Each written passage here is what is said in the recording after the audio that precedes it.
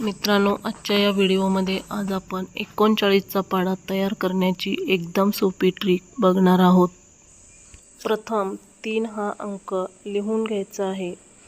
3 मध्ये 4 हा अंक मिळवून पुढील 7 हा अंक मिळेल। 7 अधिक 4 बरोबर 11, 11 अधिक 4 बरोबर 15, 15 अधिक 4 बरोबर 19, 19 अधिक 4 बरोबर 23, 23 अधिक 4 बरोबर 27, 27 अधिक 4 बरोबर 31, 31 अधिक 4 बरोबर 35, 35 अधिक 4 बरोबर 39।